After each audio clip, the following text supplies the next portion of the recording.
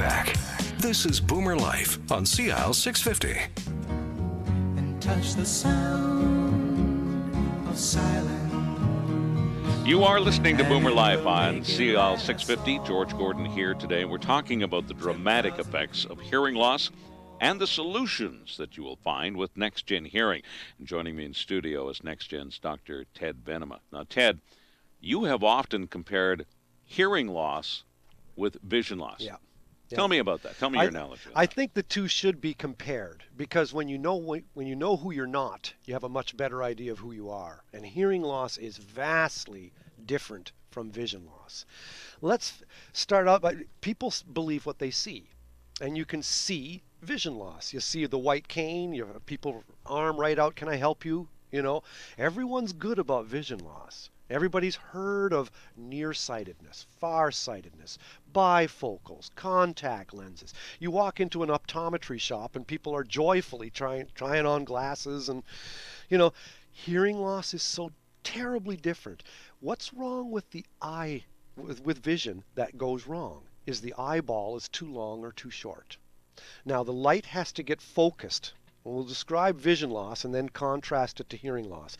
With vision loss, light has to get through your pupil of your eye, and if it's not focused properly on the back of your eye, called the retina, you're going to have vision problems.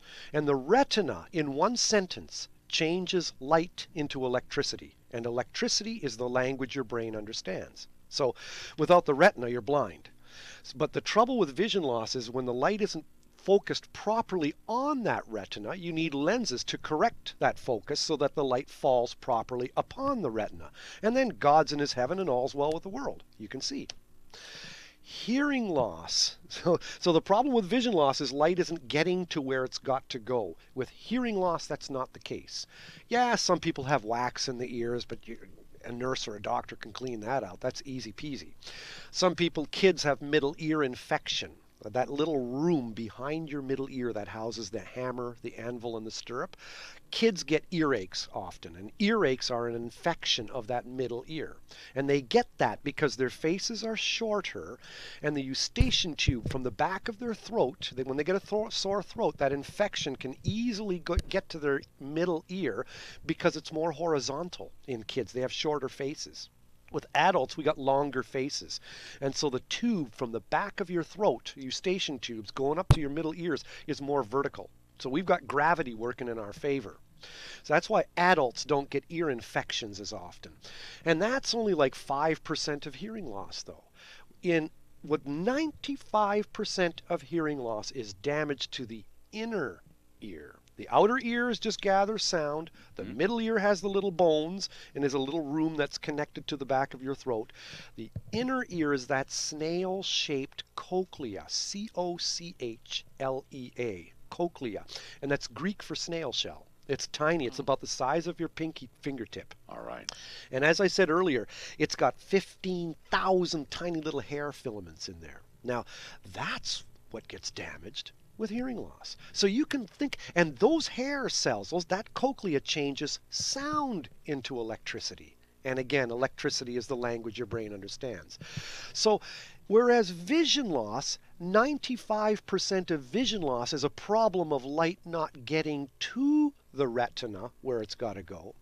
If we wanted to make that like hearing loss, you would be scratching the back of someone's eyes. Now you're ruining the retina. Now go ahead and wear your glasses. Okay, now how do you like me now? How now, brown cow? Wow. The glasses aren't working quite as well for you, are they? Well, that's what hearing loss is. It's damage to, in quotes, the retina of the ear. And hearing aids help. They can help hugely. They're different for the ear than glasses are for the eye. But people who have hearing loss should certainly try hearing aids, obviously. But a hearing aid is called a hearing aid. It's like a cane for a bad knee. It helps, but it's not going to restore perfectly normal hearing again. It's different and realistic expectations so that people know the successes and the limitations of hearing aids. That's why explanation is so important. And the nice thing at NexGen, we walk with you. You don't just go in and buy hearing aids and see you later.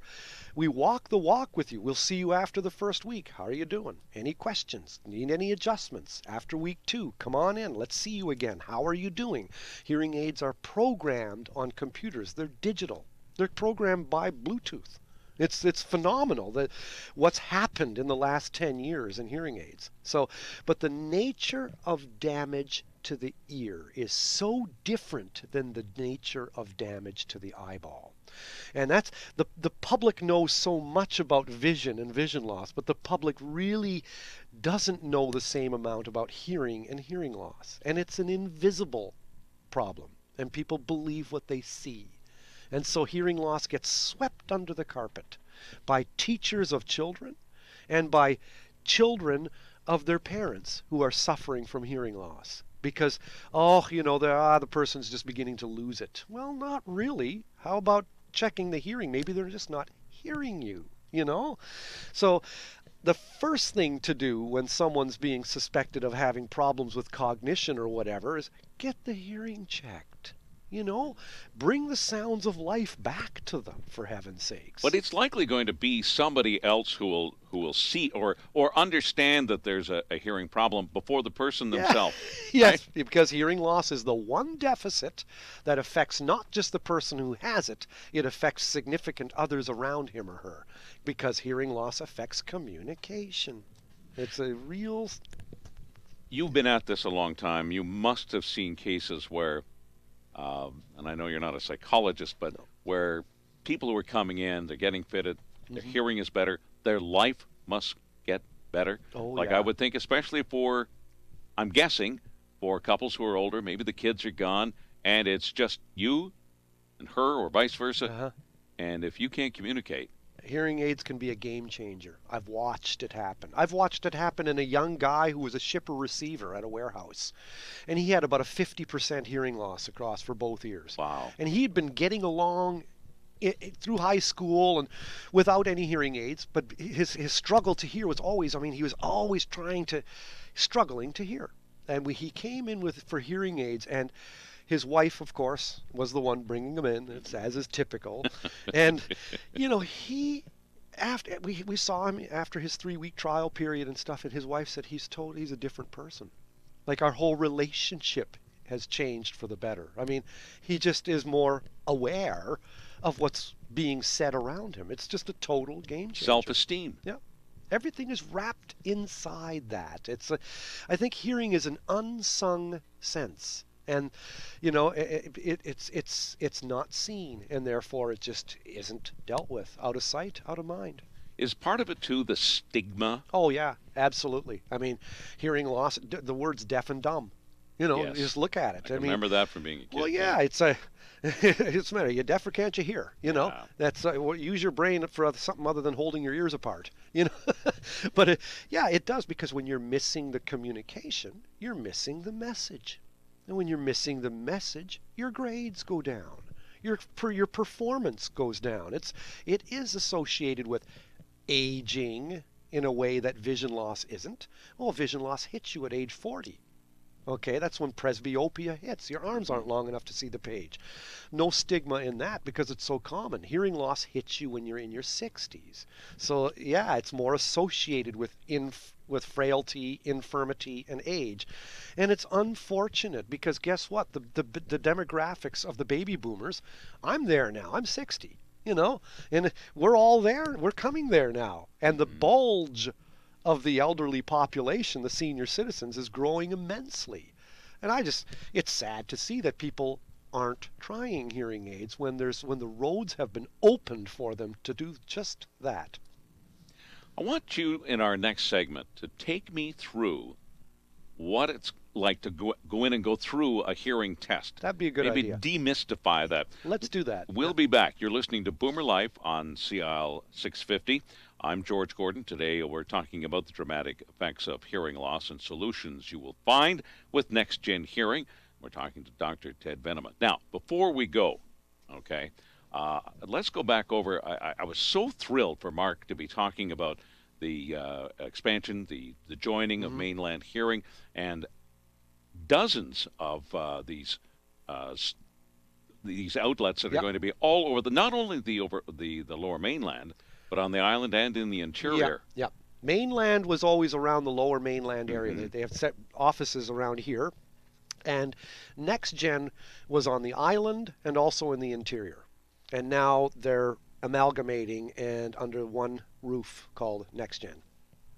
So that will be, and one of the things that he did mention, I think this is important because you do tend to move. You're never going to be far away from the next store, and everything that you got at one store is going to, and I should say clinic, not store, is going to be there for you as you move along. Is that right? The clinic is a big family. A big family, a big family. Well, and it's important, I think, that people understand that you just pointed out the boomer generation. We're getting older. There's thousands more every year. We're going to hit that magic time when the hearing starts to go, and the advances that have been made in the products that are now available. And like you say, a lot of people think of the big gold things that stuck out behind your ear. Yeah, big beige pieces of plastic, and the whistling and the shrieking.